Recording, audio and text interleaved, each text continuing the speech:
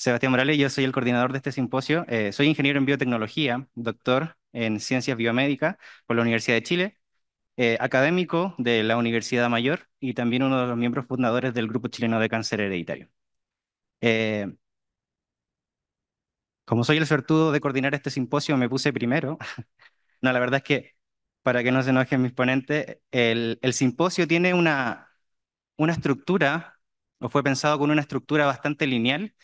Eh, Ciertamente, cuál es la importancia de esta temática, primero desde un punto de vista genómico, luego cómo esta temática tiene una importancia desde un punto de vista más biológico funcional, luego la importancia de este tema en un ambiente clínico, para finalmente cómo cerrar toda esta importancia de la que vamos a hablar en colaboración y a una posible solución a lo que les vamos a mostrar hoy día.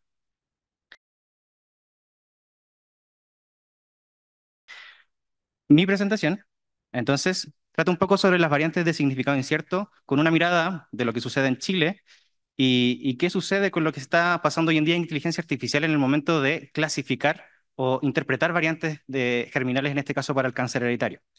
Y luego voy a mostrar por qué hablamos de un desafío para una población subrepresentada y desatendida genómicamente, que probablemente no sea una realidad solo de Chile, sino que quizás de muchos otros países en Latinoamérica.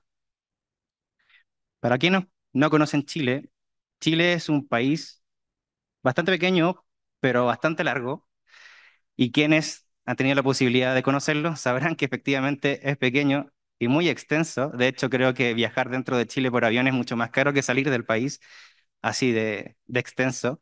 Pero solo me gustaría mostrarles la biodiversidad que tiene el país. De hecho, tenemos desiertos bastante áridos, regiones mucho más urbanizadas al centro, o regiones metropolitanas, porque no es el centro, y algunos paisajes que son sacados prácticamente de cuentos de hadas. Pero básicamente lo que quiero mostrar es la biodiversidad que tiene en cuanto a naturaleza. Pero sin embargo, también tenemos una diversidad bastante grande en cuanto a genética. Este estudio, muy interesante, publicado por un grupo en Chile, muestra un poco las ancestrías y etnias indígenas, ¿no es cierto?, que están representadas en algunas partes del país o a lo largo del país, siendo, por ejemplo, ancestría africana un poco más hacia el norte, europea más hacia la parte metropolitana, nativa americana quizás un poco más extensa, ¿no es cierto?, a lo largo, aymara de algunos pueblos indígenas, mapuche, pero me gustaría detenerme en algo bastante interesante que tiene este estudio, y es la relación que hacen en cuanto a la genética o la ancestría y a la enfermedad. En este caso, al cáncer de vesícula biliar. De hecho, que está ahí. ¿Por qué hago este hincapié y específicamente en este estudio? Porque este estudio comprueba de alguna forma, ¿no es cierto?, que la genética o la ancestría de alguna otra forma está asociada, ¿no es cierto?, a enfermedades que son específicas de repente a alguna de las poblaciones. En este caso, nosotros en algún momento tuvimos una cantidad de cáncer de vesícula biliar bastante alta en comparación a otros países, y esto podría relacionarse, de hecho, específicamente a algún tipo de ancestría mapuche o algunas variantes genéticas que estén asociadas a predisposición a este tipo de cáncer. ¿Ya? Pero esto deja interrogantes, ¿no es cierto?, de qué ocurre con la representación étnica quizás de otras partes del país, y que ocurre también con las enfermedades que son más de predisposición en estas regiones. Y me voy a detener un poco en cáncer, porque es mi tema. Yo trabajo en cáncer hereditario específicamente, y estas son un poco las estadísticas de Chile. Van a ver que la incidencia tanto en hombres como en mujeres, algunos se repiten, de hecho, colon, bueno, mama para mujeres y próstata en hombres, estómago, ¿no es cierto?, que están por acá arriba, con una incidencia altísima. Pero yo me detengo un poco en estos tres cánceres específicos en hombres y mujeres. ¿Por qué? Porque existen varios genes y variantes genéticas en estos genes que predisponen de una forma genética al desarrollo de estas enfermedades. Y justamente son las de más incidencia tanto en el grupo de hombres como mujeres. Pero cuando me refiero a este tipo de variantes genéticas, ¿no es cierto?, que predisponen a la enfermedad, son todos los pacientes. Es un grupo, ¿no es cierto?, particular de este grupo de pacientes de cáncer, para introducir un poco simplemente, mostrar que de todos los cánceres, ¿no es cierto?, cerca de un 30%, si juntamos los que son de síndromes hereditarios y otros de tipo cáncer familiar, hay cerca de un 30%. Y esos son los que nosotros estudiamos específicamente. ¿Y cómo los estudiamos? A través de screening genético. Hoy en día sabemos que existen una cantidad de genes, ¿no es cierto?, que se asocian a predisposición a algunos tipos de cáncer. Y de hecho, ya hay grupos de genes identificados, ¿no es cierto?, para la predisposición, por ejemplo, para tumores cerebrales hay 14 genes, para tumores de hígado, ¿no es cierto?, 15, 11 genes, mama y ovario 27, por acá también, perdón, acá 27 que son los mismos de mama y ovario, ¿no es cierto?, que están por acá unidos. En el hombre, gastrointestinales 20 genes, colon 21 genes, y así existen ya definidos una cierta cantidad de genes que predisponen a ciertos tumores. Pero ¿qué es lo que vemos en la realidad o en la práctica? Esto, ¿no es cierto? Acá tenemos dos genes bastante importantes para quienes los conocen, BRCA1 y BRCA2, ¿no es cierto?, que predisponen de alta penetrancia a cáncer de mama y ovario. Y en estos momentos se sabe que próstata, ¿no es cierto?, páncreas y otros tipos de cáncer. En Chile normalmente nos enfocamos mucho en determinar qué gen estudiar o qué genes son los que están asociados a ciertas patologías, en este caso cáncer. Sin embargo, dejamos bastante fuera de dónde viene la información que hace que una variante genética sea importante dentro de ese gen. ¿Ya?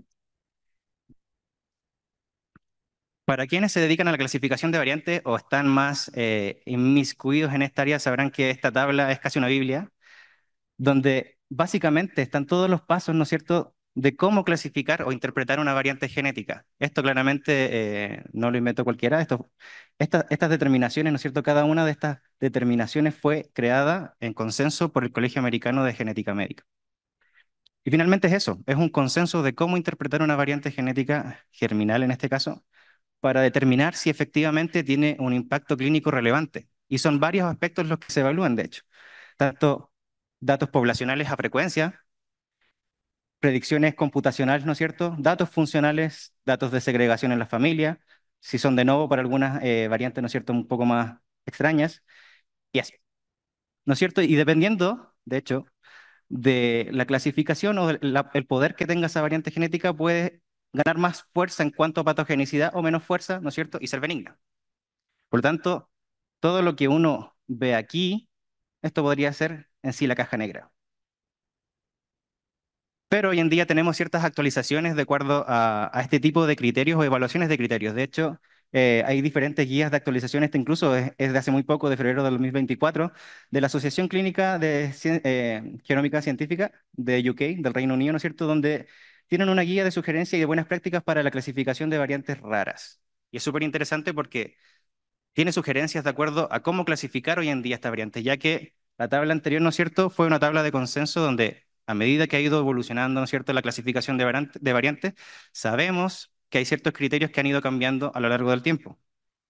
También tenemos grupos importantes de curaduría de variantes como en ClinGen, por ejemplo, grupos específicos para curar o evaluar variantes en TP53, BRCA1 y BRCA2, y así específicamente. O grupos, de hecho, como el de Cambic UK, donde yo tuve la oportunidad incluso de hacer cursos de entrenamiento de clasificación de variantes, donde básicamente tienen guías incluso específicas para clasificación de variantes de genes de predisposición a cáncer, que también están bastante interesantes porque justamente se enfocan en este tipo de genes de predisposición a cáncer. Hoy en día tenemos herramientas bastante interesantes e importantes para la ayuda en la interpretación de variantes, ¿no es cierto?, como Franklin, Barson Clinical, VGS Report o de Barsec de Golden Helix, Gene System de Sistema Genómico en España, EMETGene de Illumina incluso. Y todas estas herramientas hoy en día se han actualizado bastante en cuanto a la interpretación de variantes y de verdad ayudan bastante, porque hacer toda esa clasificación de forma manual es harto trabajo. A mí me ha tocado hacer clasificación de hartas variantes, así que es harto trabajo. Y justamente el tema de hoy en día que nos compete, ¿no es cierto?, que es con la inteligencia artificial, para quienes han podido trabajar quizás con algunas de estas plataformas, tienen inteligencia artificial. De hecho, específicamente, uno de los criterios de evaluación, ¿no es cierto?, que justamente es la predicción computacional o funcionalidad in silico de una variante genética y cómo esa variante genética afecta específicamente la funcionalidad, ¿no es cierto?, de la proteína o en la estructura finalmente de esa proteína. Y tenemos por acá, ¿no es cierto?, una clasificación particular que se llama PP3, es la que ve justamente esta evaluación. Acá la agrando un poco para que la vean, ¿ya? Y justamente lo que hacen estas herramientas in silico, evalúan específicamente variantes de tipo Minsense o de sitios de splicing en realidad, y cómo afectan estas funcionalmente en esa región o finalmente en la funcionalidad del gen. Y quizás ya conocen algunas son súper antiguas, que han ido evolucionando a través del tiempo, como Polyphen, SIF, ¿no es cierto? Algunas evalúan la proteína, la función de la proteína en sí, la conservación evolutiva de esa región, o incluso la estructura, ¿ya? Como Mutation Taster, incluso evalúa las tres al mismo tiempo. Hoy en día las plataformas que les mencionaba actualmente tienen inteligencia artificial y voy a enfocarme justamente en este aspecto de los metapredictores. Los metapredictores in silico, como dice acá, son herramientas que combinan todas las herramientas de predicción que ya existen individualmente y lo que hacen es juntarla en una inteligencia artificial que permite la clasificación de forma mucho más específica y sensible en cuanto a la funcionalidad o la afección de la funcionalidad de esa variante genética. De hecho, están acá algunas de ellas. Hoy en día la Rebel es una de las más connotadas en cuanto a especificidad, ¿no es cierto? Y combina básicamente todas las herramientas que mencioné anteriormente que evalúan un aspecto individual de la funcionalidad de una variante genética. Ahí marqué Rebel. Pero ¿qué pasa? ¿De qué se entrenan estas inteligencias artificiales? Creo que se explica solo. La distribución, por ejemplo, en este artículo que habla sobre variantes clínicas relevantes, por ejemplo, que están en NOMAD. Si vemos, en azulito está el promedio de la número de observaciones de alelos, en particular en la base de datos NOMAD, el total de alelos contados y finalmente los privados son los alelos que son particulares solo en esa población. Y si se dan cuenta, la mayor parte de estas bases de datos están representadas en otras variantes genéticas de otras poblaciones. ¿Y qué pasa con Latinoamérica, de hecho? Está ahí abajito, de hecho, con un montón de otras poblaciones, ¿no es cierto?, muy subrepresentadas genéticamente, que, ¿no es cierto?, que comentaba en un principio. Este estudio es súper interesante, de hecho lo encontré hace muy poco de un grupo de Reino Unido, de Caroline Wright, donde evalúa específicamente la sensibilidad de estos metapredictores que yo les mencionaba cuando se usa un open source como GenoMat o, por ejemplo, clasificaciones hechas en ClinVar en comparación con un dataset clínico, es decir, lo real, lo que uno ve quizás en clínica o en investigación. Y solo quiero mostrar esta imagen, esta figura súper representativa, porque, por ejemplo, evaluó variantes que son efectivamente patogénicas y variantes que son clasificadas como benignas. Las herramientas que son individuales como CIF o Polyphen claramente tenían, en azulito, perdón, son los falsos positivos, los que tienen discordancia y los que efectivamente tienen el resultado real. Si pueden ver, las que son individuales, efectivamente, de hecho, tienen un error de falso positivo bastante alto y sobre todo mucho más alto cuando se usa un dataset clínico. Es decir, están prediciendo no tan bien cuando se usa variantes, de hecho, que son genéticamente menos representadas. En patogénicas, claramente, quizás es un poco más estable porque las variantes patogénicas tienen o cumplen bastantes criterios como para que baje un poco a una variante de patogénica benigna, ¿verdad? Y los metapredictores que están acá al lado, ¿no es cierto? Básicamente mejoran bastante el rendimiento, si ven, en cuanto a la capacidad de interpretación. Pero ¿qué pasa cuando se utiliza un data clínico? De hecho, miren la cantidad de falsos positivos. ¿A qué me refiero con falsos positivos? Es decir, que el metapredictor dice que la variante es patogénica o tiene una consecuencia funcional cuando en realidad no la tiene. ¿Ya? Y en este caso, si se dan cuenta acá, prácticamente esa discordancia o ese falso positivo no existe, pero aumenta considerablemente cuando se utilizan variantes genéticas que están menos representadas y que son clínicamente importantes.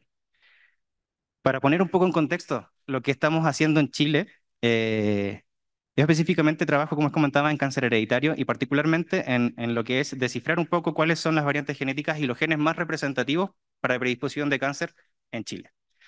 Información que en realidad no se conoce y como ya les mencioné anteriormente, cada población tiene su particularidad y muy probable que esas variantes genéticas o genes incluso que están más mutados en nuestra población sean muy diferentes que en otras poblaciones. Y este estudio es bastante interesante porque habla sobre la pleiotropía de estas variantes genéticas en algunos tipos de cáncer. Por ejemplo, encontrar BRCA1 en pacientes con cáncer de colon, que suele ser más específico, ¿no es cierto?, en mama y ovario. U otro tipo de mutaciones, ¿no es cierto?, de hecho, TP53, ¿no es cierto?, en varios otros tipos de cáncer. Entonces, efectivamente, quizás estamos dejando bastantes pacientes fuera, quizás también en Chile, ¿no es cierto?, porque buscamos lo que queremos buscar, pero no sabemos en realidad lo que tiene el paciente. Esto lo mostramos en la mañana en el simposio de asesoramiento genético, ¿no es cierto?, que estaba coordinado por Sonia Margarit para quienes pudieron estar, está muy bueno. Y justamente esto es un piloto que hicimos en Chile en una de las ciudades un poco más al sur, donde tomamos 38 pacientes que eran negativos para paneles multigénicos de cáncer de colon y en una colaboración tomamos todos estos pacientes que eran negativos y hicimos exomas, ¿ya? Obviamente no vimos los 21.000 aproximados genes, sino que evaluamos una cierta cantidad de genes, en este caso 131, que correspondían a predisposición a cáncer, que sacamos de la literatura específicamente, que eran genes de alta, moderada, baja penetrancia, algunos de herencia dominante y otros de herencia recesiva. Por tanto, es un grupo bastante grande de genes, pero está bastante representado, ¿no es cierto?, los que ya están estudiados para predisposición a cáncer. Y miren, muchos de los pacientes, de hecho, tenían con cáncer de colon varios genes mutados patogénicamente en vías de recombinación homóloga, que específicamente se suele pensar que están mucho más representados en pacientes con cáncer de mama o ovario. Pero tenemos pacientes con cáncer de colon que sí tienen mutaciones patogénicas en estos genes. Y otros genes de incluso como neuroblastoma, ¿no es cierto?, que son de predisposición a neuroblastoma y otros tipos de cáncer. Por lo tanto, una pregunta bastante interesante que surge es si, entonces, un 26% de estos pacientes que eran negativos, entonces, tendrían un manejo diferente por tener estas variantes genéticas, ¿no es cierto? Tendrían efectivamente una predisposición al tener estas variantes genéticas en estos genes y sobre todo, ¿no es cierto? 10 pacientes se beneficiarían de prevención a otros tumores y posiblemente sus familiares sanos. Acuérdense que justamente si identificamos una variante patogénica en un paciente, hacer el estudio en cascada o de familiares justamente es lo que uno busca para prevenir específicamente. Hasta ahora, bajo diferentes proyectos que les voy a mencionar más adelante, llevamos cerca de 160 exomas entre pacientes de cáncer de colon y mama con sospecha de variantes germinales. Y justamente una de las preguntas, para poner en contexto de todo lo que estábamos haciendo, fue, ¿qué cantidad de estos pacientes realmente tienen BUS o variantes de significado incierto que tengan esta clasificación PP3 que yo les había mencionado antes? Que eso fue toda la introducción. Yo tengo la posibilidad en este caso de trabajar con dos plataformas, una Barsom Clinical, que las mencioné, y Barse Clinical de Golden Helix. Ambas permiten la interpretación de variantes, ¿no es cierto?, utilizando esta inteligencia artificial que les mencionaba. Obviamente me fui a observar los 131 genes porque si veía el exoma completo, de hecho vi que en promedio existían de 130 a 150 variantes de significado incierto en cada paciente y eso es una locura de analizar, pero me interesaba obviamente los pacientes con cáncer, o sea, perdón, los genes de predisposición a cáncer. Alcancé a analizar 60 pacientes. La idea era poder llegar con el total de los pacientes, pero fue más entretenido recorrer México, no alcancé a terminar, así que... pero sí, esos 60 pacientes son bastante representativos de lo que podemos ver. De hecho, 60 de esos pacientes, comparando las dos plataformas, o sea, la idea fue comparar si ambas plataformas identificaban variantes de significado desconocido en el mismo paciente y la misma variante de significado desconocido. Y 60% de ellos efectivamente tenían esa variante de significado desconocido, pero lo interesante es que el 70% de esas variantes cumplían ese criterio PP3, ¿no es cierto?, del metapredictor.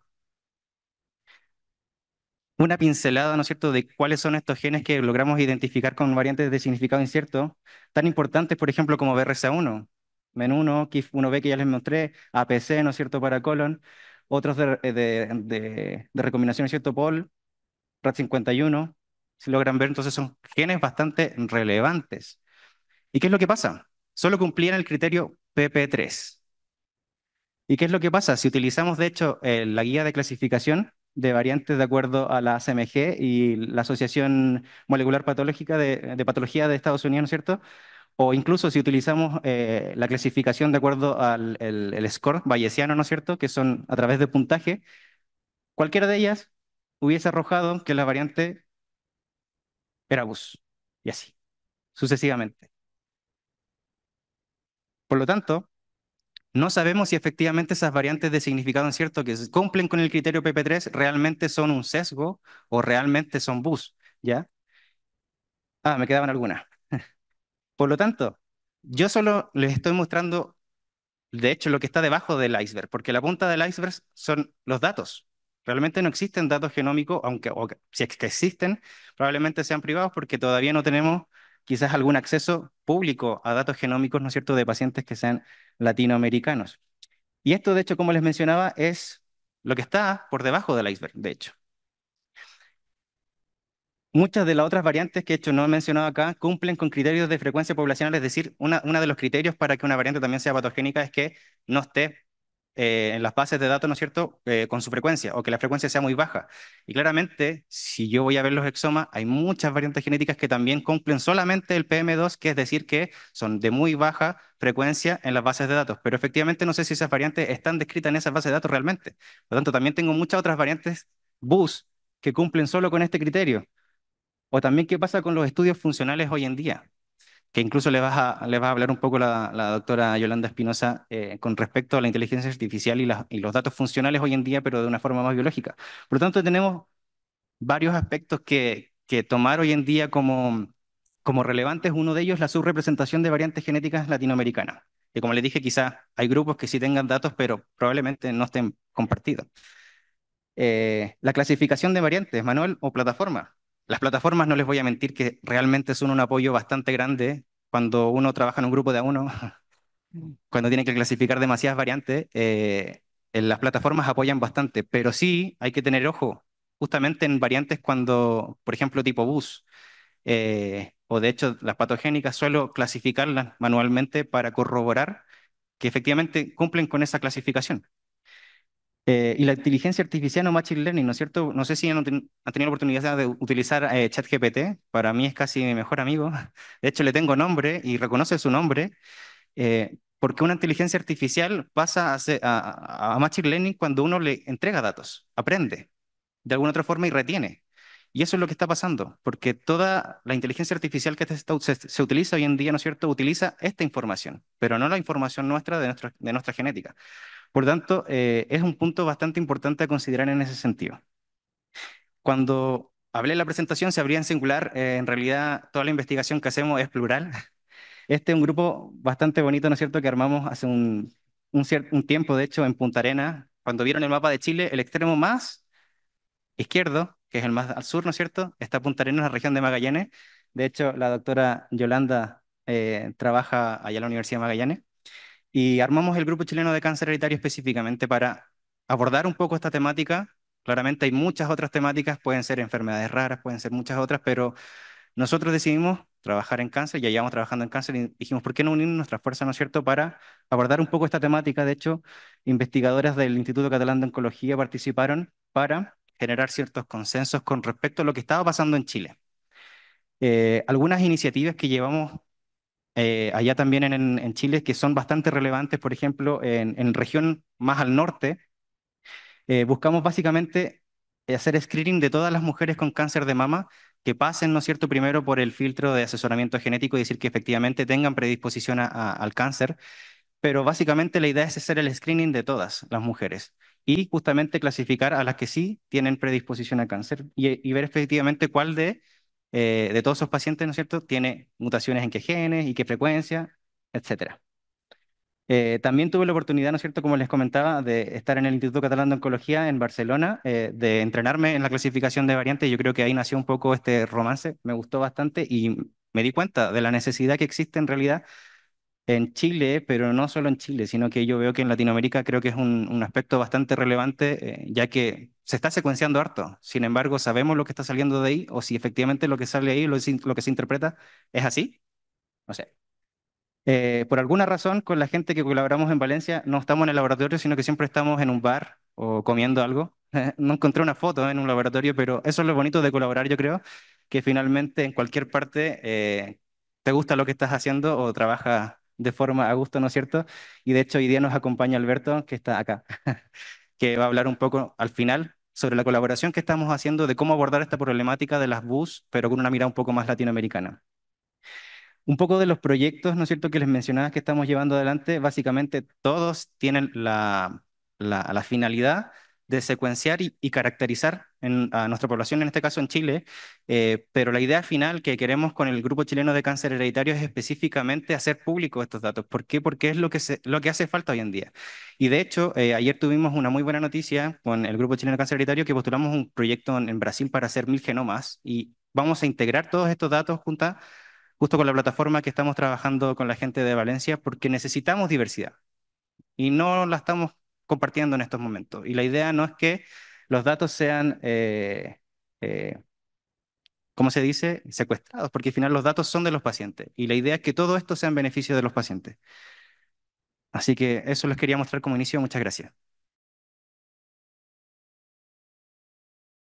Dejo ahora a Yolanda Espinosa de la Universidad Magallanes. Ya, muchas gracias. Ahí tengo. Sí. Muchas gracias, Seba. Y muchas gracias por la invitación para participar en este simposium. Yo voy a hablar un poquito de lo que ha dejado Seba, que es el resto del genoma, el 98% del genoma no codificante. Yo trabajo en genoma, bueno, en RNAs no codificantes, por lo tanto tengo siempre ese sesgo. Ah, ya, gracias. Así que yo voy a hablar de un poquito lo mismo, pero centrándonos en el tema del DNA no codificante. Eh, Variantes que están en DNA no codificante y para las cuales se le sugiere que una posible función sería regulación de la expresión génica.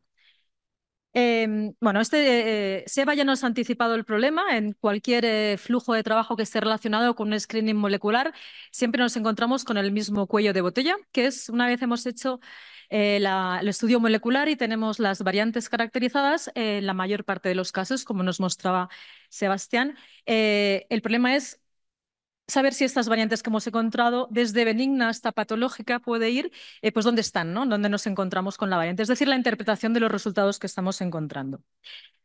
Esto ya nos lo mostró el doctor Morales, Sebastián. Tenemos cuando encontramos una variante este rango, ¿no? Desde una variante que puede ser...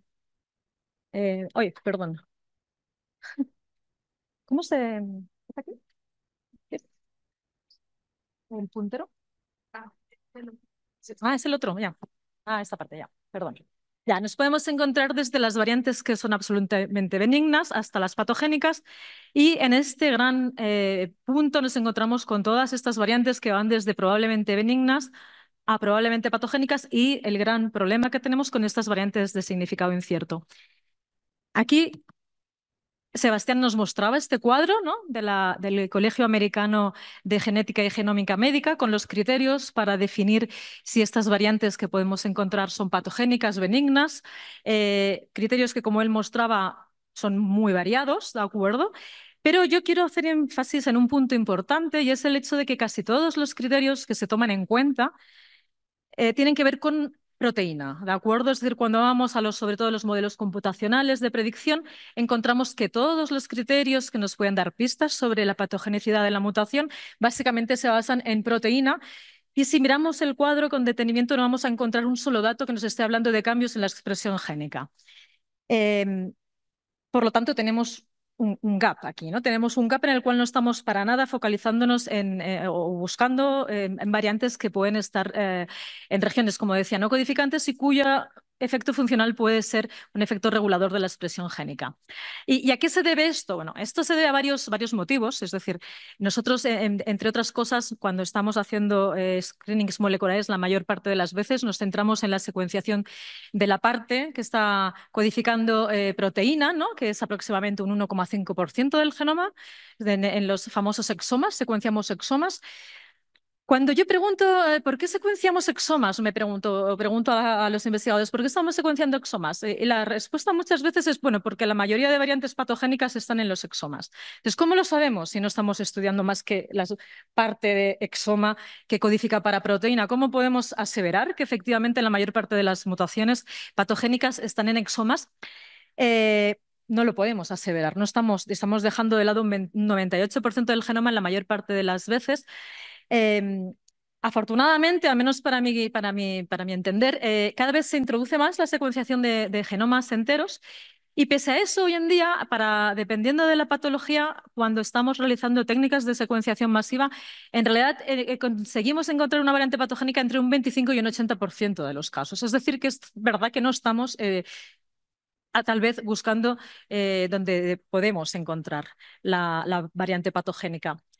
Después tenemos otro punto también que nos crea problema y es que casi totalidad de los que tiene que ver con los estudios de asociación en genoma completo, que durante mucho tiempo fueron importantes, ¿no? Se realizaron muchísimos estudios de asociación de genoma completo, tenemos muchísimos datos y tenemos muchísimas variantes además que están asociados a patologías y la mayor parte de estas variantes asociadas a patología se localizan en regiones no codificantes del genoma.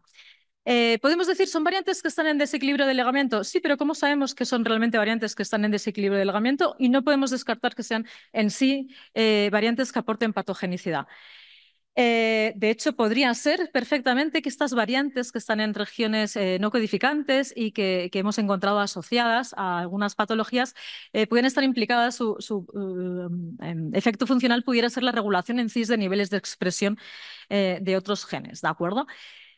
Em, seguimos complicando cuando estamos hablando de variantes en regiones no codificantes y posibles efectos en la expresión, ya que hay una gran complejidad en los mecanismos, perdón, de regulación génica. Es decir, los mecanismos de regulación génica no son simples, involucran una serie de procesos y además involucran diferentes células y tejidos. Tenemos que las actividades de las variantes o de las secuencias reguladoras en realidad muchas veces son específicas de tejido, de célula, con lo cual podemos encontrar variantes que están determinando cambios en la regulación génica, pero específicas de un tejido particular. Por lo tanto, se nos está complicando un poquito a la hora de encontrar funcionalidad a una variante cuando estamos hablando de una variante en una región no codificante.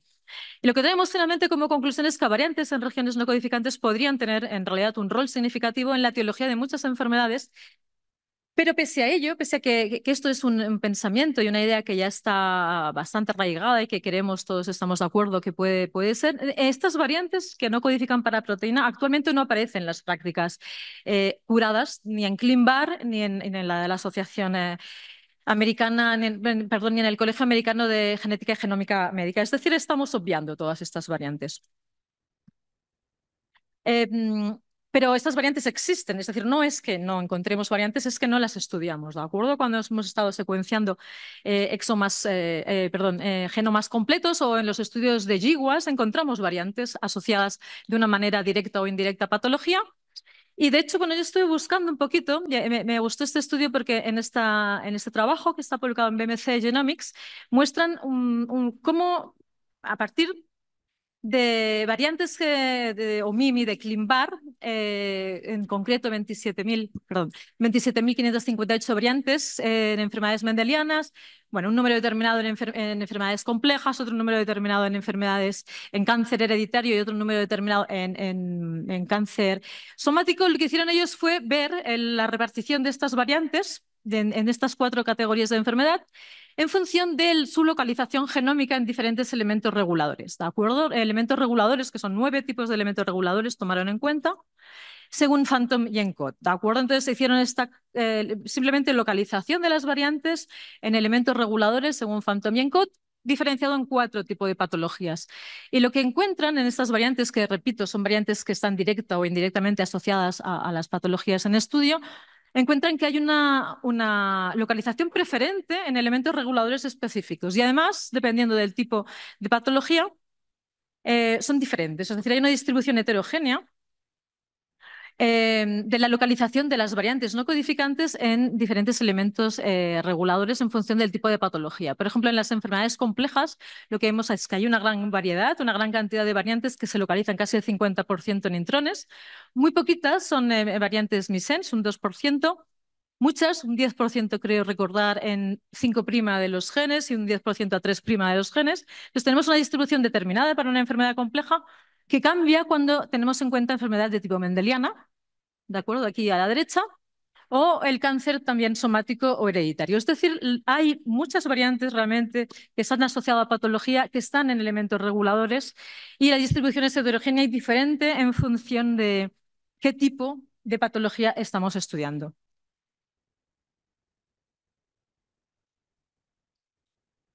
Esto sería un ejemplo propio, es decir, nosotros estudiamos cáncer gástrico y encontramos, por ejemplo, en esta región 3 variantes asociadas a cáncer gástrico difuso. En una región donde no hay genes, solo hay 2 microRNAs, el microRNA MIR29A y MIR29B. Estas 3 variantes que están en este bloque de desequilibrio están asociadas con un p-valor importante a cáncer gástrico difuso. No hay, son 15 kilobases del bloque de desequilibrio, no hay ninguna otra variante, no se encuentra ninguna variante patogénica. Y nuestra duda y nuestra inquietud es, bueno, estas tres variantes que están aquí son realmente variantes que simplemente están en desequilibrio de ligamiento con una posible variante patogénica que no hemos encontrado, porque no se ha encontrado, o son ellas de por sí variantes patogénicas que causan en cierto grado patología. Bueno, esto nos lo encontramos constantemente, sobre todo aquellos que estamos trabajando con DNA no codificante o RNAs de tipo regulador como microRNAs o RNAs circulares o long non-coding RNAs. Y por eso nos importa, ¿no?, tener en cuenta esta interpretación de variantes, sobre todo en el caso, como comentaba, de variantes en regiones no codificantes. Y para eso, pues viene a salvarnos la inteligencia artificial, ¿de acuerdo? Es decir, esperamos que ya se está viendo, que nos ayuda, que nos puede ayudar. Aplicación de modelos de inteligencia artificial a la selección o a otorgación de funciones en variantes que están en regiones no codificantes. Esto un poquito ya lo ha mostrado Seba, estos son los métodos tradicionales que no tenían en cuenta inteligencia artificial. Básicamente se basaban en modelos que aprovechan el código genético, los modelos de herencia o la conservación de secuencia, modelos evolutivos también, que sirvieron en su momento para la clasificación de variantes, pero sobre todo y básicamente y únicamente, diría yo, en variantes que están en exomas, en exones de genes codificantes para proteína, pero cuando estas variantes, cuando estos programas, perdón, estos algoritmos los queremos utilizar a regiones no codificantes, pues no nos sirven.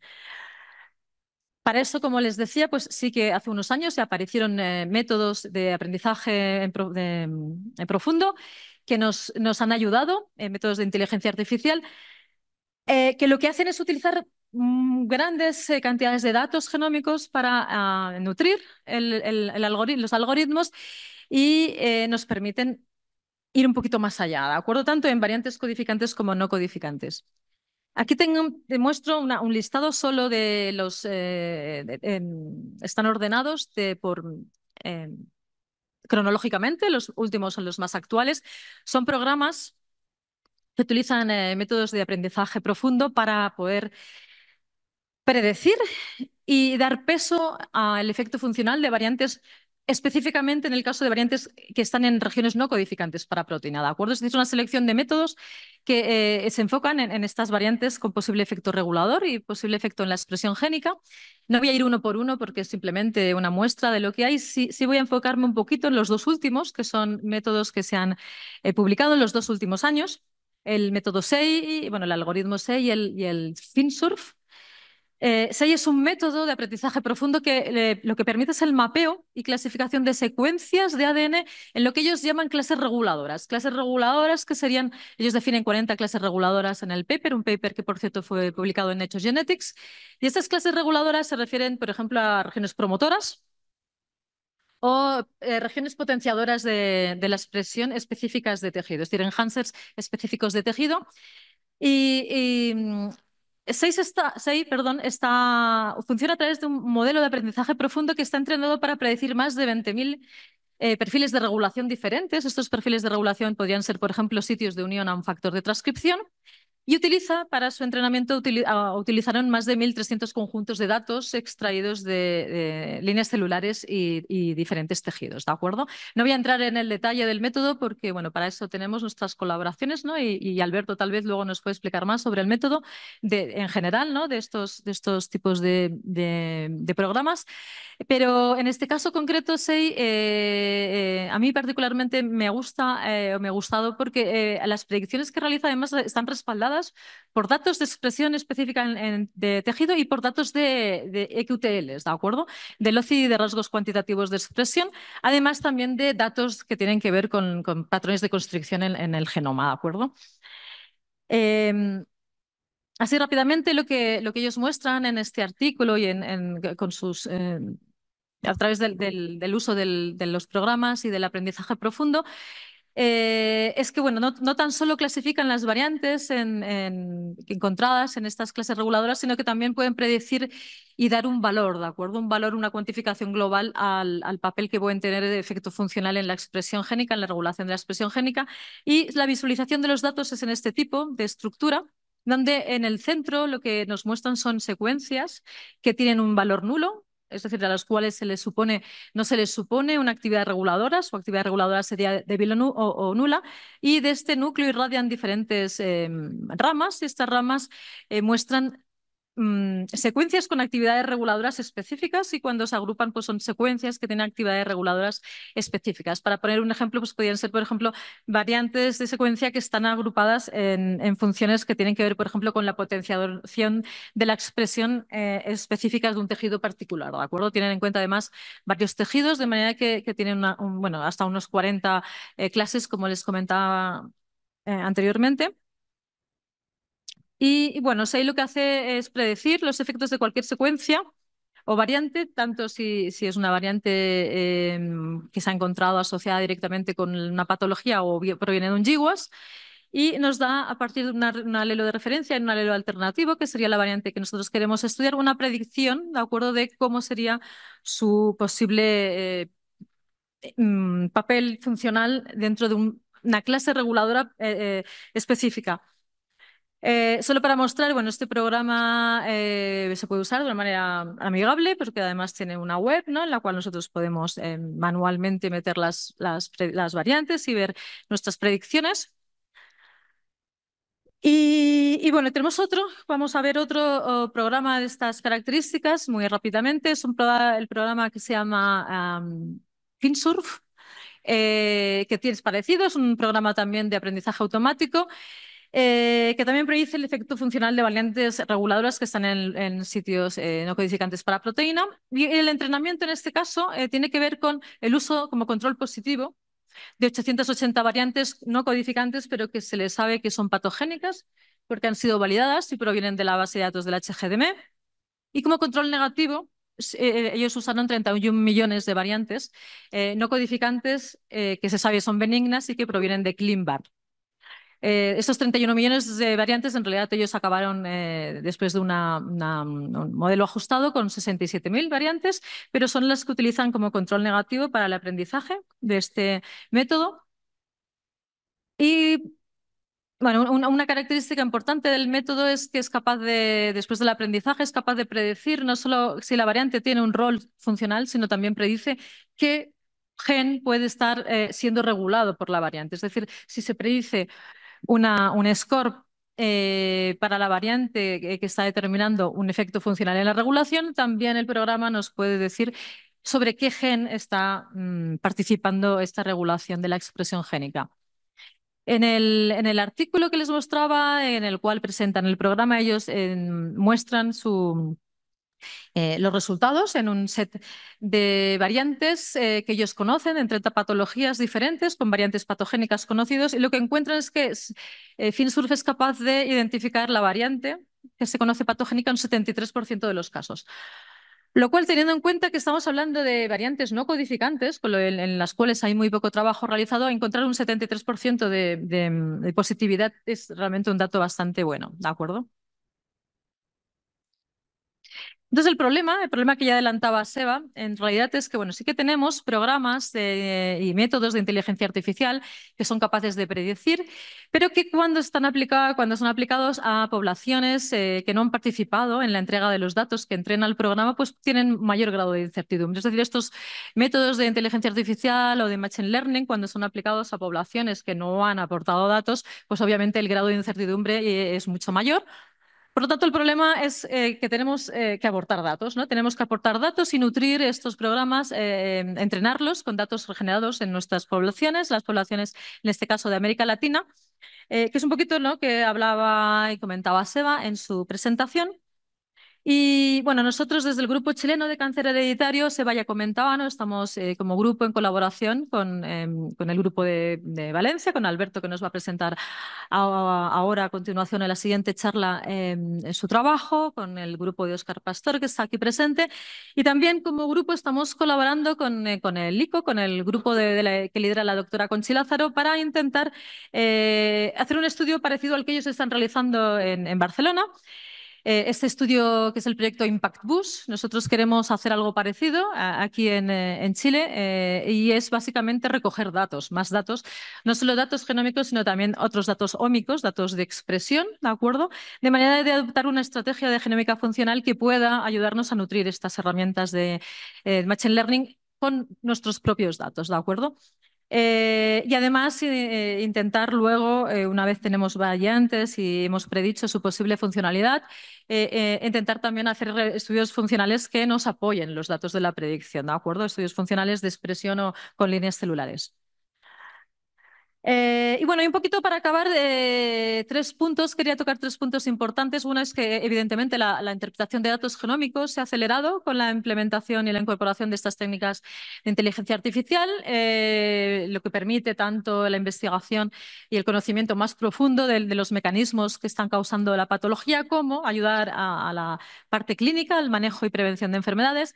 Pero es importante, y esto es, ¿no?, parte de lo que Seba comentaba y yo misma estaba explicando, es importante garantizar la igualdad al acceso, perdón, de estas tecnologías en una población variada y una poblaciones diferentes como son las nuestras, ¿no? Aparte de tener en cuenta consideraciones éticas, ¿no?, como es la privacidad y la seguridad de los datos que se generan. Y finalmente, pues llamar sobre la importancia de la colaboración interdisciplinaria, ¿no? Es decir, necesitamos obviamente de investigadores básicos, perdón, investigadores clínicos, genetistas, tanto genetistas del ámbito de la biología como de la medicina, asesores genéticos, informáticos y expertos en inteligencia artificial para poder entre todos, pues, realmente avanzar en este campo sin dejar ninguna población de lado y sin dejar ninguna región del genoma tampoco de lado. El, finalmente agradecer, bueno, aquí el grupo de investigación de Magallanes, el grupo GEMMA, que yo lidero, y bueno, una parte pequeña en esta foto del grupo de cáncer hereditario, el grupo chileno de cáncer hereditario. Se vaya mostrado las fotos del Lúdicas. Yo tampoco encontraba ninguna foto de laboratorio, así que no las puse. Eh, y bueno, una foto del centro asistencial docente de investigación donde trabajamos en el extremo sur del continente, allá abajo de todo. Esta foto es en invierno, ¿de acuerdo? En verano cambia un poquito. E invitarles, por favor, a que nos visiten en el sur. Así que muchas gracias. Eh, del Instituto Nacional, como les dije, de Investigación Neoplásica de Perú. Así que nos va a comentar un poco más del aspecto de la importancia clínica de las variantes de significado desconocido y cómo la inteligencia artificial de alguna u otra forma la utilizan, en este caso, los médicos genetistas. Así que, Yasser, muchas gracias.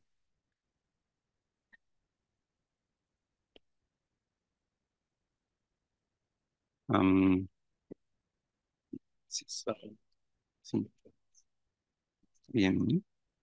Ya está bien, gracias.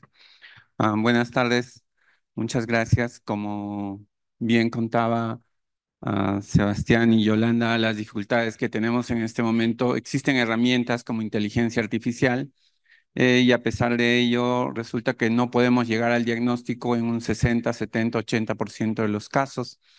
Esto nos pone en aprietos al estar en la consulta con el paciente, porque un compromiso que adquirimos cuando vemos a un paciente con historia de cáncer es que nos falta una pieza de rompecabezas, le decimos en la consulta. Con el test genético sí o sí sale si hay alteración o no. De alguna manera es lo que le decimos. Entonces, resulta que cuando hacemos el estudio, una de las cosas que nosotros más temor le tenemos es que vamos a encontrar estas variantes de significado incierto. Y entonces ahí es donde nosotros intentamos darle alguna idea, algún soporte al paciente en ese sentido y para ello contamos con un poquito con la ayuda de la inteligencia artificial, ¿no? Entonces, ¿cuál es la implicancia clínica? Porque el diagnóstico es incierto cuando dificulta con precisión lo que queríamos buscar. Nosotros queríamos saber cuál es el gen, en qué posición está y cuál es la probabilidad que esta paciente vuelva a hacer otro cáncer, ya sea de mama o de ovario, o si es un varón que desarrolla un cáncer de tiroides, o si es un niño que de pronto le va a dar retinoblastoma en el otro ojito y podría quedar con ceguera y entonces la decisión hay que tomarla. O hay casos de diagnósticos intraútero, es decir, clínicamente sospechamos que podría ser una enfermedad muy severa, se hace el estudio y se encuentra una variante de significado incierto y entonces hay que tomar una decisión ahí. porque es lo que el paciente necesita, ¿no? El manejo del paciente sin una clasificación clara es difícil guiar el tratamiento o vigilancia, es decir, estamos como al inicio, solo que ya no tenemos herramientas, a un punto en el cual no podríamos darle más al paciente y aquí el asesoramiento genético se complica por la falta de claridad que afecta a la toma de decisiones tanto del paciente como de sus familiares.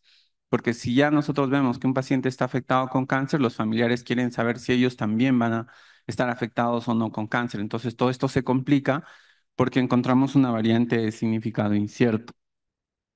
Para este caso, que es un poco lo que vemos en la consulta, vemos que paciente de 72 años con cáncer de endometrio. Y uno dice, bueno, 72 años, ya casi todos a esa edad podrían haber presentado cáncer, esto no tiene nada que ver con la herencia. Pero la hija tiene un cáncer de mama.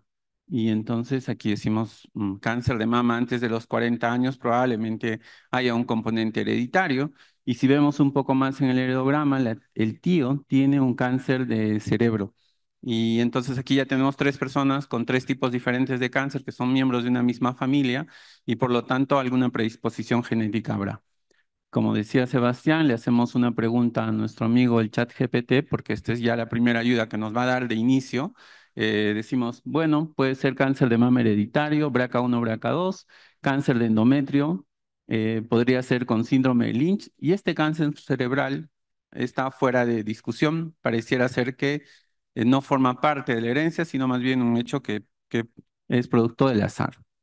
El siguiente paso entonces, ¿qué vamos a evaluar? De hecho, si pensamos en cáncer de mama ovario hereditario, nos vamos con BRCA1, BRCA2 de inicio en un panel y MLH1 y MSH2. Es como que estos dos genes sí o sí tienen que estar, no podríamos dejar de estudiar estos dos.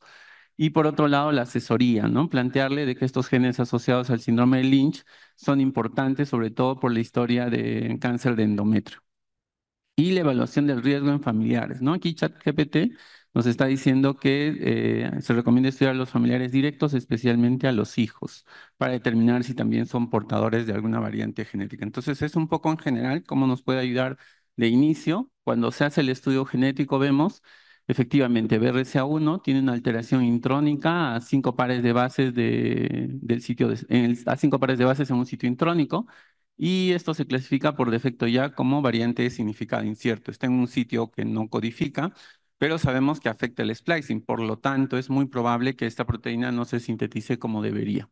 Los otros genes, HOXB13 y TSC2, la verdad, no tienen relevancia. El cuadro clínico no corresponde a estos dos genes, por lo tanto, ellos no tienen más importancia clínica, pero sí este gen BRCA2. Pero no podemos recomendar cirugía reductora de riesgo ni de mama ni de ovario porque es de significado incierto. Podría ser que esta variante en esta posición no tenga ningún impacto y no hay nada que hacer. Pero si de algo nos ha servido el test genético hasta aquí, es de descartar el síndrome de Lynch. O sea, síndrome de Lynch aquí no juega ningún papel, ya se estudió MLH1, MSH2, todos estos genes, y lo descartamos y nos quedamos solamente con una posibilidad. Más o menos un 20 a 40% de los reportes de un panel contienen alteraciones en estos genes y un 5 a 10% en BRCA1 y BRCA2. Es decir, cuanto más grande sea el estudio, es más probable que encontremos variantes de significado incierto. Cuanto más acotado es, menos variantes de significado incierto, pero eso significa también que nos estaríamos perdiendo un buen porcentaje de los diagnósticos. La clasificación es crucial para el diagnóstico y aquí entonces, ¿qué utilizar? O sea, ya estamos en el punto que BRCA2 es nuestro candidato y qué herramienta de las que existen en este momento podríamos utilizar. Y una de estas es buscar modelos de Deep Learning que nos ayuden y uno de estos es precisamente Splice AI para predecir qué impacto va a tener. Y utilizamos Splice AI y vemos aquí que el sitio donador es el que se pierde. 0.90 es el score, es uno de los scores más elevados. Y con esto, como nos decía Yolanda y Sebastián, este sería un criterio computacional. Es un criterio que ha sido generado por un algoritmo. Este no es un hecho real, es algo que ha sido producido por el algoritmo, pero fíjense cómo ya nos está sacando de una duda. O sea, sí hay un efecto aquí, por lo menos la computadora lo está prediciendo. Lo siguiente, hay que hacer estudios de splicing, pero esto habría que comprobarlo. Es decir, de esta predicción computacional tendríamos que irnos a sintetizar ese RNA en el laboratorio y ver si efectivamente se comprueba esa predicción. Si fuese así, entonces ya estamos sobre la variante. Esta es una variante patogénica. Luego habría que buscar esta variante, qué impacto clínico tiene y clasificarlo como patogénico, y el monitoreo, de ser intensivo, ya podríamos pasar a cirugías reductoras de riesgo. En el caso de esta variante que se encuentra en este sitio de splicing, como hemos visto, necesitaba más información. Y precisamente 2 años después, esto que les cuento es de un caso de seguimiento de 7 años, no es de un día para el otro, 2 años después es que surge la evidencia que se necesitaba. Y efectivamente aquí, en esta posición que estamos viendo, afecta el sitio del splicing de todo el exón 17, es decir, se pierde ese exón 17 y por lo tanto pierde esta función que estaba en un sitio específico de esta proteína que repara el ADN, y esto incrementa el riesgo de cáncer. Con esta predicción ya se confirma desde el punto de vista funcional que hay una alteración que afecta el splicing y por lo tanto se clasifica según las guías de ACMG como una variante probablemente patogénica. Luego, la evidencia clínica era necesaria, y cuando empezamos a buscar más artículos en este grupo de 29.700 pacientes, en este otro grupo y en este, recién empieza a aparecer todas estas variantes y en ellos ya empiezan a reportar esta variante. Con esto ya alcanzamos el puntaje para clasificarlo como una variante claramente patogénica.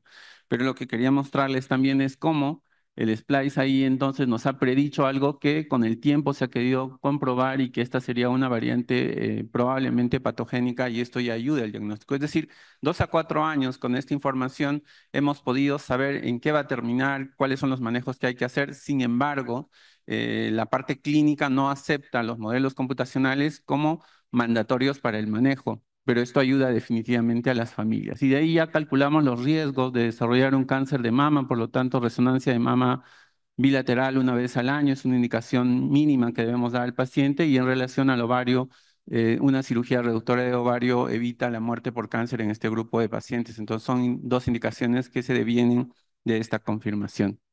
Otro caso aquí, como vemos, cáncer de ovario, cáncer de mama, aquí enfermedad cardiovascular, cáncer de mama y cáncer de mama. Con esto ya decimos, de hecho, aquí hay un gen, aquí hay predisposición. Hacemos lo mismo, una evaluación clínica. De frente nos dice BRCA1 y BRCA2 son los más probables.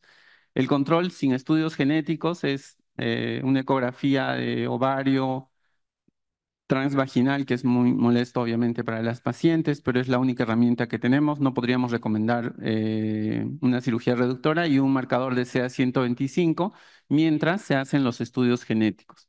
Se hace el estudio y efectivamente se encuentra que existe una variante, en este caso de significado incierto, pero a diferencia del caso anterior es una variante missense, es decir, cambia un aminoácido por otro. Aquí hay que usar igual una herramienta, y en este caso la más indicada es Rebel. Es la que más nos va a ayudar, y con Rebel nosotros hemos visto que tiene score. Y si un score está por encima de 0.7 y buscamos un poquito en AlphaFold cómo se simula esta proteína, que es igual inteligencia artificial, nosotros vemos que para esa posición es un sitio activo de la unión de esta proteína, que hace que esta proteína sea estable en su unión con BAR-D1 para el proceso de reparación del ADN. Es decir, sí tiene un efecto, es decir, sí está afectando un cambio en esta posición. Es más, ya me predice que se está alterando el sitio de interacción específico. Lo siguiente es revisar aquí, y para esa posición exactamente, en esta posición que nosotros estamos revisando, no existe ninguna variante que sea benigna o que sea variante de significado incierto. Todas las variantes que se han detectado, o sea, que se predice que podrían detectarse ahí, todas son consideradas patogénicas con un score de 0.9. 0.1 es el score máximo para asignarle patogenicidad desde AlphaFold, y por lo tanto aquí también estamos viendo que el algoritmo sí predice correctamente que esto va a ser patogénico, pero fíjense la cantidad de datos que se han generado. Un cambio antes hubiese sido que esto sea probablemente una variante de significado incierto, o 2, 3 posiciones después serían variantes benignas y ya está. Pero en esta posición no hay ningún cambio que se asuma que vaya a ser benigno o siquiera de significado incierto. Entonces la sustitución en la posición 96 probablemente afecta la estructura o función de la proteína, porque está cambiando un aminoácido polar por una polar, y por lo tanto esto debería afectar este sitio de estabilidad. 2 años después se actualiza el estudio y efectivamente, ¿no? Se considera que esta es una variante likely pathogenic. ¿Por qué es que se considera que es likely pathogenic? Porque primero no está en bases de datos poblacionales, es decir, nomás no la registra, ese es un criterio PM2. Este cambio ha sido observado en pacientes con cáncer de mama. Otra vuelta, la parte clínica va a sumar más puntos. Cuando les mostraba la información al inicio, no había esta evidencia, por lo tanto no se podía tomar en cuenta. Lo siguiente es que se hizo estudios aquí funcionales y estos estudios funcionales en este reporte dan clara cuenta que la predicción que se había hecho con este modelo confirman lo que ya se sabía y por lo tanto esto ya es otra vuelta una variante patogénica en estos dos casos. Las recomendaciones, asesoramiento genético, vigilancia intensiva con resonancias magnéticas, ecografía transvaginal, marcador CA 125 y podría considerarse mastectomía profiláctica y el retirar el ovario para evitar la muerte por cáncer de ovario cuando haya tenido los hijos que ha planeado, ¿no? Y aquí también la evaluación familiar. Hay que hacer estudios en familiares como son los hijos y los hermanos para ver si portan o no la misma variante, porque como ya sabemos que es patogénica, ahora sí podríamos hacer los estudios en los padres, en los hijos, sobre todo, ¿no? Entonces, ¿de qué nos ayuda la IA en este momento para reclasificar de manera continua, integrar múltiples fuentes de datos? Esto es lo más importante para nosotros. No podemos revisar todas las bases de datos porque el tiempo para todos es corto, es limitado, es efímero y por lo tanto la IA nos ayuda a juntar mucha evidencia, quizás en un solo golpe de vista y esto es un gran avance para nosotros. Las predicciones del impacto funcional, como claramente decían, todavía no se corroboran al 100%, por eso no se considera una herramienta con un criterio mayor para clasificar variantes, porque hay sesgos en el entrenamiento de estos algoritmos de Machine Learning. No todas las proteínas han sido estudiadas, no han sido estudiadas en poblaciones como las latinas, latinoamericanas. Nosotros somos un grupo subrepresentado y eso significa que debemos tener mucho cuidado con estas herramientas. Los desafíos, precisamente aquí están, ¿no? Los datos limitados que existen en ClinVar a una población muy diferente a la nuestra. Las predicciones funcionales son insuficientes, no pueden predecir con precisión el impacto funcional. Y aquí está lo de la variante poblacional que estábamos comentando y discutiendo, que es importante que nos juntemos y avancemos en ese sentido. Finalmente, entonces, ¿qué es lo que nosotros deberíamos tener como mucho cuidado en relación a la IA? Un punto muy importante es que la IA no nos explica cómo ha llegado a esa conclusión. Es como una caja negra muchas veces. O sea, la IA no me puede decir que esto es patogénico, pero no me dice por qué y cómo es que ha llegado a esa conclusión, que es importante como explicación clínica. Los sesgos poblacionales, esto es importante, lo repetimos nuevamente, ¿no? Las desigualdades, inequidad y poblaciones subrepresentadas. Y otro aspecto es esta responsabilidad clínica. La IA debe complementar, no reemplazar el juicio clínico. Esto es fundamental. O sea, todos, pacientes, no pacientes, investigadores, médicos, asesores genéticos, tenemos acceso a la IA, pero no podría nunca en este punto en el cual estamos reemplazar el juicio clínico por muchas razones, ¿no? Entre ellas hay razones éticas y justo quería captar aquí lo que la IA de inicio había planteado. La IA aquí en este inicio se recomienda estudiar en familiares directos, especialmente en los hijos.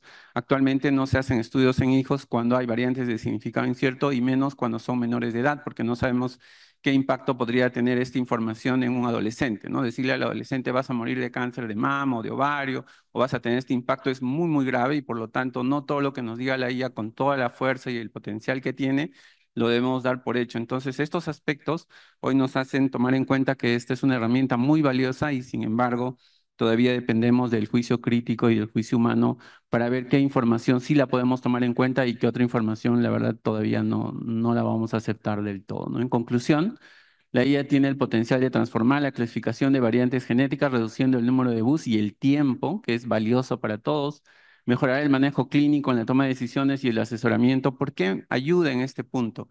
Porque muchos de los médicos y los clínicos, y en realidad todos, dependemos de nuestra memoria al momento de atender un paciente. Y sabemos que nuestra memoria está limitada a nuestra experiencia y qué tanto refuerzo hemos tenido.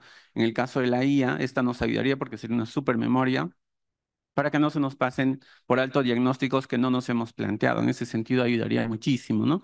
También en ese sentido el manejo clínico, porque una cosa es que yo esté pensando que puede ser síndrome de Lynch, cáncer de mama ovario o de pronto otro síndrome que no conozco, que se acaba de descubrir hace 2, 4 semanas. De los 10.000 síndromes que hay en cáncer de mama, no, perdón, en genética, no, uno no puede estar al día. Cáncer de mama ovario es uno de los síndromes, Lynch es otro síndrome, pero hay 10.000 y día a día se van descubriendo nuevos genes y nuevos síndromes. En ese sentido, la IA nos podría ayudar rápidamente para saber si es un nuevo síndrome o no y qué se sabe sobre él, ¿no? Y a medida que las bases de datos crezcan y la IA se desarrolle, el futuro de la genética de precisión se va a fortalecer definitivamente con esta herramienta. Muchísimas gracias.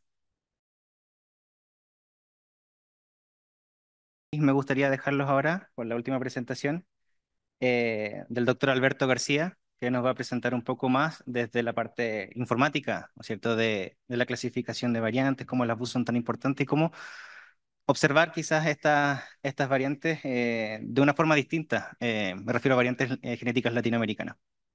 Alberto. Bueno, buenas tardes. En primer lugar, agradecer a Seba por la invitación. La verdad es que ha sido un placer escuchar a mis compañeros. Unas muy buenas charlas que creo que sientan un muy buen contexto o estado de toda esta problemática, ¿no? De las BUS bueno, de todas las consecuencias, ¿no? Por mi parte, en mi presentación, en esta última, digamos, para cerrar, ¿no? Voy a intentar centrarme un poco más en proporcionar soluciones a toda esta problemática desde un punto de vista informático. Por mi parte, ya lo ha comentado Sebastián anteriormente, soy informático de profesión, formo parte de un grupo interdisciplinar donde aunamos tanto perfiles puramente tecnológicos, informáticos, etcétera, con otros más genetistas, biomédicos, biotecnólogos, etcétera, ¿no? Entonces, esta interdisciplinaridad es la que, digamos, nos permite combinar lo mejor de estos dos mundos, ¿no? Para avanzar en el proceso de diagnóstico genético. Y como muy bien han motivado mis tres compañeros, eh, existe un gran desafío, ¿no? Y es que hay una gran cantidad de variantes que pues, son clasificadas como BUS de manera errónea. Esto es así. Y, y bueno, en esta charla lo que vamos a intentar es abordar este desafío, digamos, con una visión transversal, no ser una especie de catalizador para facilitar el trabajo de genetistas, asesores, etcétera, a, bueno, mejorar un poco esta situación, ¿no?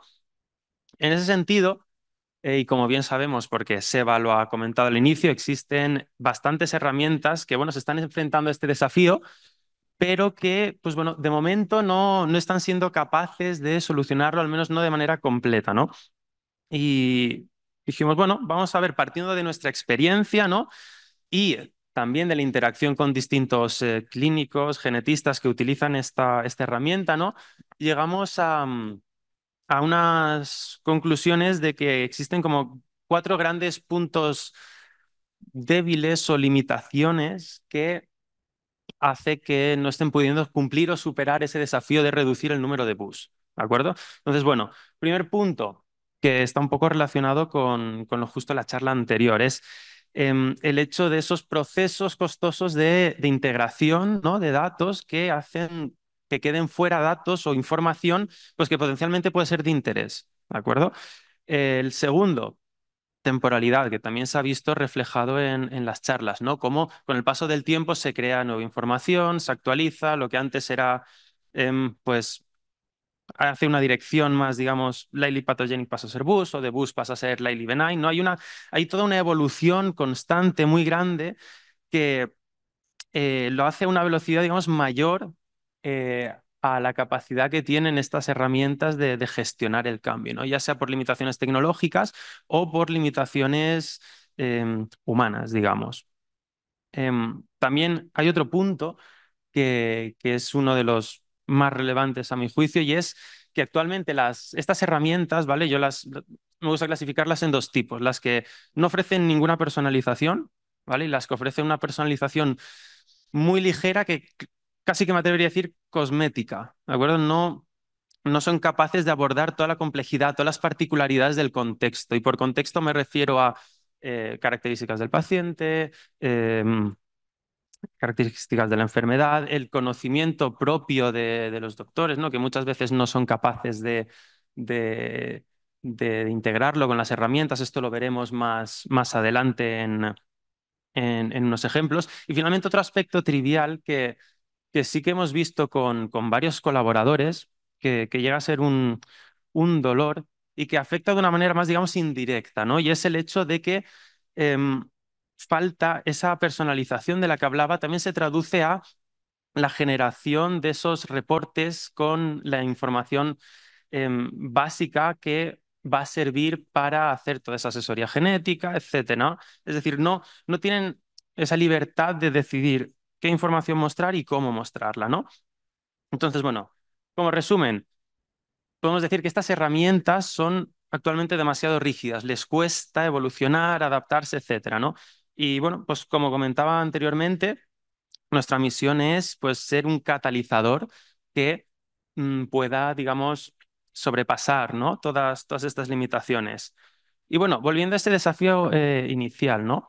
Si yo fuera un genetista y me encontrara pues en ese contexto, ¿no? Donde estoy encontrando un número de bus pues excesivamente, entiéndase el término, ¿no? Excesivamente alto, yo lo que querría es contar con una herramienta, ¿no?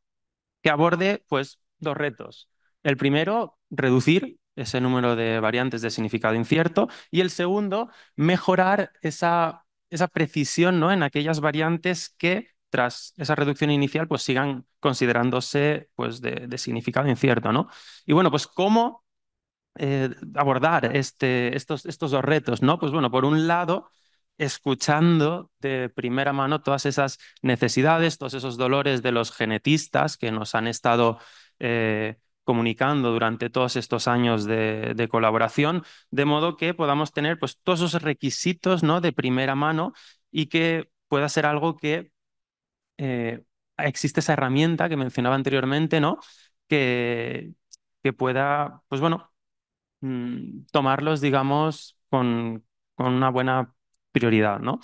Y por otro lado, desarrollando una plataforma pues, que sea actualmente altamente personalizable, que esté en constante actualización, etcétera, ¿no? Donde digamos que tengamos dos pilares centrales, ¿no? Por un lado, la calidad de la plataforma y por otro, todas esas necesidades, ¿no? Porque al final es cierto que otro de la sensación que nos hemos encontrado, ¿no? Es que muchas veces estas herramientas, debido en parte a esa falta de personalización, es como que se ofrece una caja cerrada, es un servicio, es lo que hay, puedes tomarlo o dejarlo, pero tampoco vas a poder adaptarlo, ¿no? a tus necesidades. Entonces, bueno, en ese sentido la solución que nosotros proponemos es una arquitectura, una herramienta que llamamos Delphi, que bueno, comprende todos esos pasos desde la carga de datos de los pacientes hasta la generación del reporte. Entonces, bueno, os voy a hacer digamos, una especie de tour por esta plataforma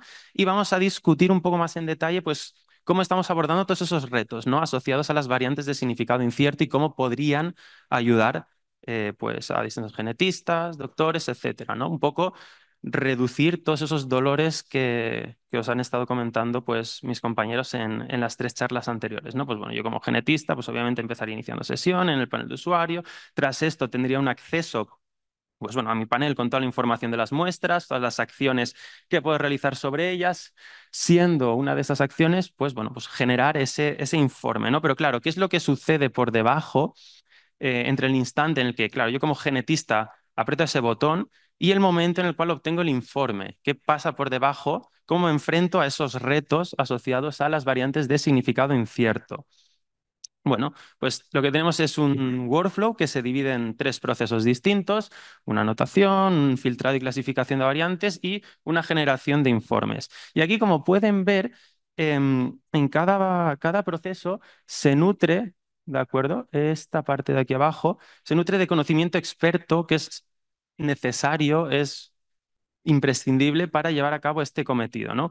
Y es esta parte la que permite el alto grado de personalización que, bueno, vamos a ver a continuación, ¿no? Y es un poco lo que consolida esa unión entre pues, la informática, ¿no? Que es un poco nuestro campo inicial en esa parte superior, asociada al espacio de la solución, y por otro lado, pues, a toda esta parte de conocimiento de la genómica que, pues, efectivamente está más asociada al espacio del problema, ¿no?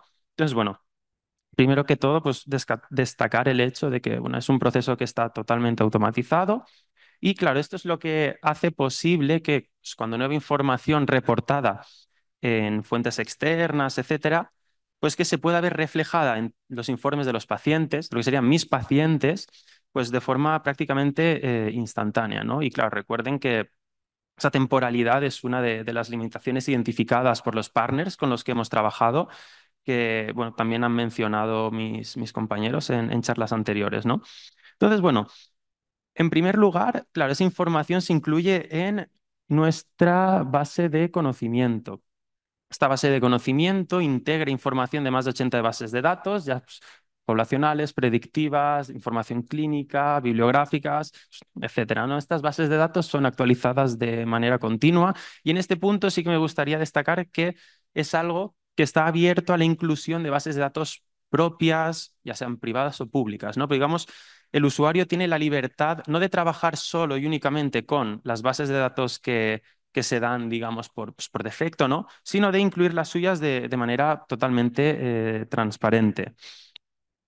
Para la generación de esta base de datos, lo que hemos creado es un proceso basado en distintos algoritmos de inteligencia artificial que está basado en 2 tesis doctorales. Son resultados de investigación de cómo distintos algoritmos de inteligencia artificial pueden, por un lado, integrar la información, normalizarla, integración no solo de datos, sino también semántica, es decir, de significado, y luego cómo mantener esa actualización, porque al final el resultado es que tenemos pues, un enfoque metodológico que es sostenible en el tiempo y bueno, pues se encarga un poco de toda esa limitación, la primera que he mencionado, que es la de la integración de los datos.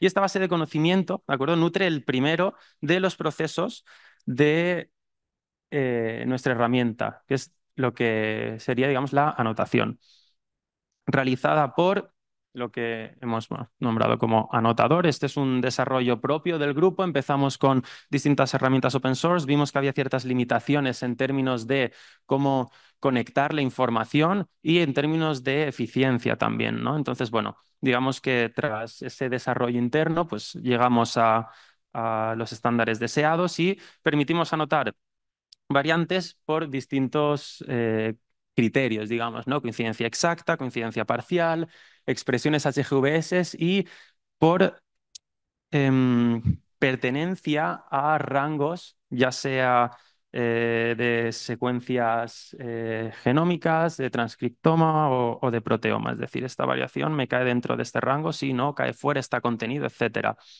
Y claro, todo este al final, una de las principales claves de este anotador que permite anotar genomas completos en minutos es que es altamente personalizable, ¿no? Y puede adaptarse a esas particularidades del contexto, ¿no? Que en cierto modo en las charlas anteriores pues ya han ido deslizando mis compañeros. El segundo paso lo realizamos con un clasificador, que este es el corazón de nuestra herramienta, es lo que nos permite enfrentarnos pues, a todos esos retos que he mencionado anteriormente, esos 2 retos. El primero de ellos, cómo reducir el número de variantes de significado incierto.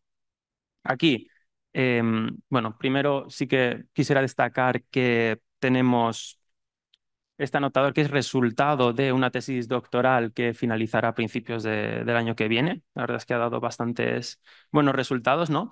Y lo que hemos conseguido es tener un sistema genérico que permite aplicar cualquier tipo de guía clínica a un genoma completo y evaluar todas estas variantes en pocos segundos. Estos algoritmos se sustentan en 3 niveles jerárquicos. Por nivel jerárquico yo me refiero a pues, la guía, compuesta de criterios y en este punto sí que decimos añadir un nuevo nivel, que es la métrica, que es lo que nos permite descomponer cada criterio en, digamos, con evaluaciones atómicas mucho más específicas. Y aquí es donde ganamos capacidad de reproducibilidad, sistematización, etcétera, ¿no? Claro, veamos un poco cómo a ese alto nivel funciona esta herramienta y esos beneficios que puede aportar, ¿no?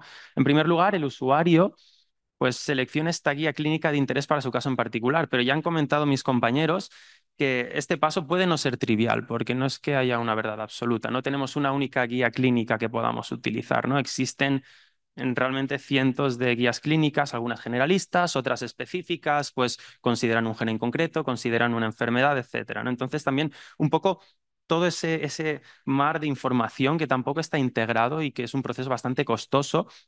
Lo que hemos hecho es implementar un sistema de búsqueda y para esta integración sí que hemos utilizado distintas técnicas de inteligencia artificial que lo que hace es integrar y agrupar todas esas guías clínicas que están disponibles en repositorios clínicos. Entonces el usuario puede hacer unas búsquedas difusas, es decir, no tiene por qué especificar el término exacto, ¿no? Ya digamos, por debajo hay unos algoritmos de inteligencia artificial que te va a autocompletar esos términos que puedas buscar, ¿no? Entonces, pues vas a poder identificar guías, pues, según el tipo de variante a la que se apliquen, la enfermedad. Aquí, por ejemplo, sí que tenemos las principales, ¿no? A partir de las cuales han ido surgiendo y si se especifican para algún gen en concreto, ¿no? Digamos que este primer punto permite ahorrar tiempo y proporcionar conocimiento que quizá no pudiera tener el genetista en ese sentido. Entonces, tras seleccionar esa guía clínica de interés, hay un paso opcional que es la capacidad de personalizar estas guías clínicas. No tiene por qué hacerse, pero es verdad que hay muchas veces que hemos visto que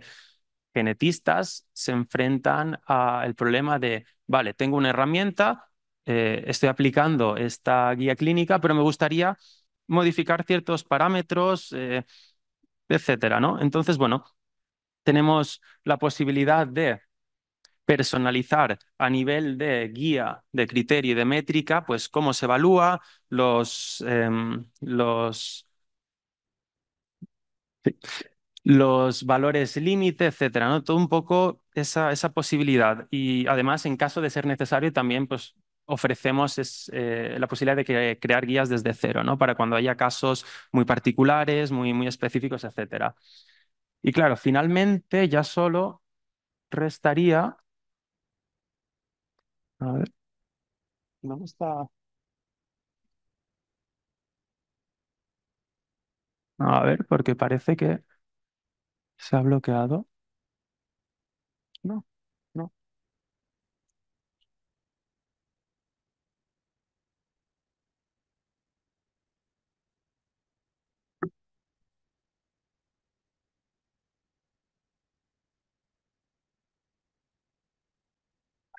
no cambiaba.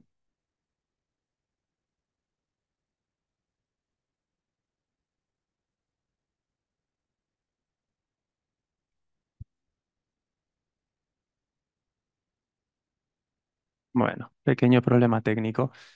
Sí que mientras lo van resolviendo, me gustaría destacar, es cierto que en este simposio es muy relevante el uso de la inteligencia artificial, ¿no? En toda la gestión de los datos y tal, pero hay un comentario muy acertado que ha hecho mi compañero en la charla anterior. Y es que tiene que usarse como, gracias, como un complemento, ¿no? No como la decisión final. Y por eso aquí también hemos sido y estamos siendo muy cuidadosos en identificar dónde sí utilizar la inteligencia artificial y dónde no, porque efectivamente hay partes que va a ayudar, va a hacer más ligera esa tarea, ¿no? Pero definitivamente no va a poder reemplazar ese conocimiento, digamos, ¿no? Entonces, bueno, como comentaba, finalmente ya solo resta ejecutar la guía.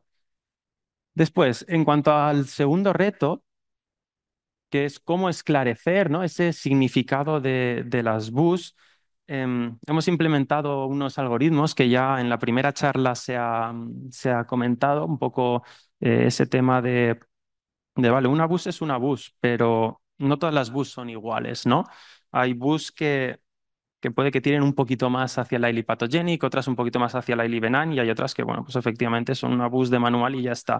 Pero lo que estos algoritmos nos proporcionan es, digamos, un enriquecimiento, ¿no? Ya una bus ya no es únicamente una bus, sino que también se reporta, pues, lo que comentaba, ¿no? Cómo de cerca está de ser clasificada, pues, o como probablemente patogénica o como probablemente benigna. Y esta aproximación lo que nos permite es hacer una priorización de las bus, es decir, bueno, ya he reducido el conjunto, pero para cuando todavía tengo esas bus, pues vamos a ver cuáles quizá debería enfocarme o hacer esa validación más manual y cuáles, pues, en principio puedo poner al final de la lista, ¿no? Digamos.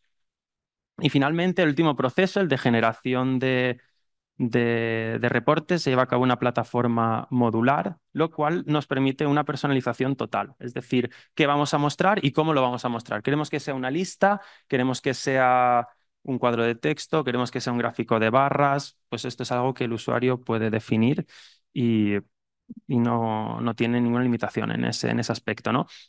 Entonces, bueno, sí que voy a mostrar muy rápidamente un ejemplo de una de estas plantillas, ¿no? De esos reportes generados.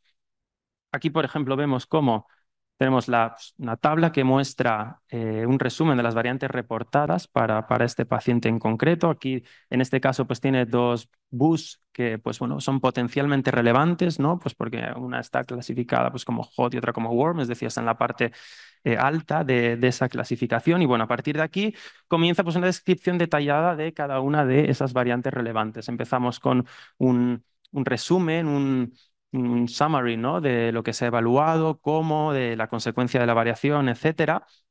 Y a continuación hay todo un conjunto de información y de criterios aplicados que se agrupan en distintas categorías, ¿no? Pues en este caso tenemos información y criterios asociados a frecuencia poblacional. Podemos ver cómo, por ejemplo, para esta variante se ha activado el criterio BS2. También tenemos para la categoría para el tipo de variación y su localización, para la información funcional y una categoría que reporta los resultados de todos los predictores que tanto han comentado mis compañeros, ¿no? Aquí sí que por debajo es otro de los puntos donde eh, ponderamos, priorizamos esa clasificación de predictores. Tenemos también por aquí información pues, de fuentes fiables o reputadas y bibliografía asociada si lo hubiese. Tras todo este detalle de las variaciones, pues tenemos un poco esa descripción de los genes en los que se localizan las variantes reportadas y finalmente una sección metodológica que lo que hace es em, definir o mostrar de manera explícita todos los criterios y todas las métricas que componen dichos criterios con esos valores, es decir, cómo se han aplicado, etcétera. Eso también, bueno, reincidiendo un poco más en todo el tema de sistematización y reproducibilidad, que también es un problema recurrente. En cuanto a la validación de nuestra herramienta, ¿no? Pues dos partes o dos enfoques. Por un lado, está siendo validada en 3 hospitales españoles. De momento hemos analizado casi 140 pacientes con distintas patologías. Pues tenemos cardiopatía, retinopatía y cáncer hereditario. Son todo enfermedades con base genética, donde, bueno, queríamos ver pues ese comportamiento, ¿no? Claro, analizar todos estos pacientes con esas enfermedades tan diversas, lo que nos ha permitido es confirmar, digamos, la calidad de la herramienta en cuanto pues, a tratamiento de datos, a personalización y a flexibilidad, porque al final cada doctor, pues evidentemente, ¿no? Consideraba una enfermedad distinta, tenía su propio knowledge o expertise, ¿no? Entonces, bueno, ahí pudimos ver cómo efectivamente la herramienta se comportaba de la manera que esperábamos. Y por otro lado, y aquí con este compromiso, ¿no? que todos tenemos con las poblaciones infrarrepresentadas, iniciamos una colaboración con los doctores Sebastián y Ricardo, aquí presentes, donde bueno, se hizo un primer estudio exhaustivo, ¿no? Con 5 pacientes con sospecha de cáncer hereditario, se hizo un seguimiento por parte pues, de Sebastián y de Ricardo. Y bueno, en cuanto a resultados, sí que la herramienta fue capaz de detectar, ¿no? En 4 de esos 5 casos la variante relevante. Hay uno de los casos donde se evaluó como BUS la variante relevante y al final aquí el motivo fue que cuando se hizo la evaluación manual, se modificó la ponderación de ciertos criterios, ¿no? En este caso, del criterio PP5. Nosotros inicialmente nos ceñimos más a los pesos definidos por las guías clínicas. En cualquier caso, relanzamos esos análisis adaptando las guías, porque al final esto fue un proceso, como les he mostrado, de segundos y ahí sí que conseguimos identificar esa variante como relevante. Hay un segundo punto que vale la pena mencionar y que va muy en línea con lo de mis compañeros, y es que también activó el criterio BS2, es decir, que esa variante estaba presente en adultos sanos, ¿no? Claro, eso fue otra de las cosas que hizo que la evaluación inicial tirase hacia BUS, pero sí que lanza la necesidad de cuestionarnos si efectivamente se utilizaron esas bases de datos poblacionales necesarias o adecuadas, ¿no? Porque estamos viendo todo el tema de la infrarrepresentación, etcétera, ¿no? Entonces, bueno, simplemente por tener esto en cuenta. Y bueno, en este contexto, ¿no? ¿Cuáles son esos siguientes pasos para seguir mejorando el diagnóstico con nuestra plataforma? Porque al final el objetivo de todo esto es facilitar y hacer más llevadero un trabajo que es complejo, que es arduo y que requiere de un soporte tecnológico bastante fuerte, ¿no? Pues bueno, primero considerar atajar pues todo este problema de la infrarrepresentación que ya han comentado mis compañeros mediante esa incorporación de nuevas bases de datos poblacionales, porque como comenté inicialmente, es una herramienta que está abierta a la adición de todas estas nuevas bases de datos, ¿no? Que al final es uno de los puntos que causa más discrepancias. Y en el segundo punto, y claro, esto es como punto esencial de nuestro trabajo, pues seguir creando estas colaboraciones estratégicas para aportar el conocimiento y la experiencia, ¿no? Que nos permita, pues, digamos, convertir todos esos retos, ¿no? que hemos comentado inicialmente en pues, certezas diagnósticas. Al final es un poco el objetivo que tratamos aquí.